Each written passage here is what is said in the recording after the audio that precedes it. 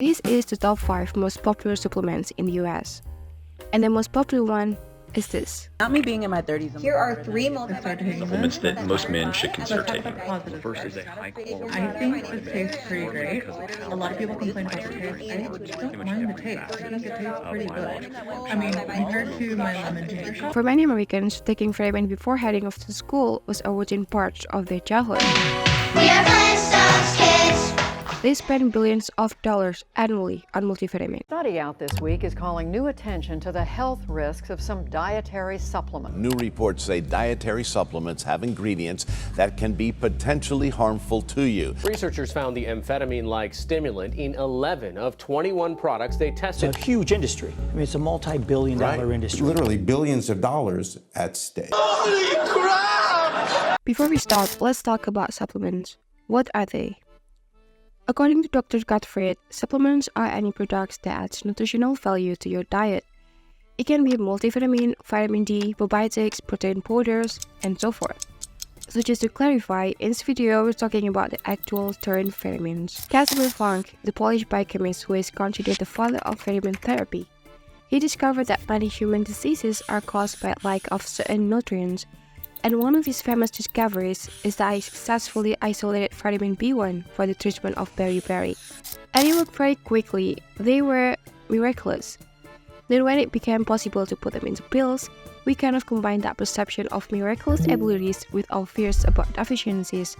And that made us think, oh, we better start taking pills. But over time, those pills that we know as supplements became varied. And often they make people confused. They start to add protein, amino acids, fatty acids, probiotics, steroids. This morning, we have an update on our exclusive early eye investigation into anabolic steroids that are disguised as dietary supplements. Dietary supplements that are taken by 2 out of 3 Americans. They call unwarranted regulatory burdens for the industry. The FDA has begun to crack down on designer steroids like Tren. But as you're about to see, they're still very available and very dangerous. Okay, back to the topic. Why do we need vitamin supplements? Research shows that there is a tendency for a decline in nutrients in vegetables and perhaps also in fruits. And it has been noted since 1940s.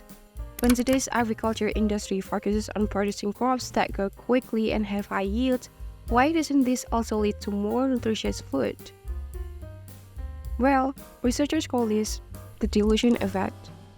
Simply imagine you have a glass of pure orange juice full of vitamin C, then you pour water into the glass, so the orange juice increases in volume. Now even though you have more liquid, the concentration of vitamin C in each sip of juice will be lower because it has been diluted by the water. The same thing happens when you add more fertilizers to increase crop yields. The tomatoes produce a larger or more abundant, but the concentration of vitamins and minerals decreases because the plants grow faster and larger than their ability to absorb enough nutrients from the soil. This comes from years and years of study of crops in the field. So when yield goes up, protein goes down. Now this is a very well-known effect in plant science and all crop science. It happens in rice and wheat and corn. Doctors say that the majority of us are probably vitamin D deficient. Vitamin D. A new study says that 7 out of 10 American children have low levels of vitamin D, which threatens bone and heart health. Micronutrient inadequacies in the US population has been a concern for several decades. Unfortunately, our food supply is sorely lacking micronutrients. The nutrient value of the actual food we're eating probably is not the same as it was 50, 60 years ago. If we don't address the micronutrient deficiencies, you end up with really serious issues. This is likely because people often eat foods that are high in calories but low in nutrients, and they don't eat enough fruit and vegetables as recommended.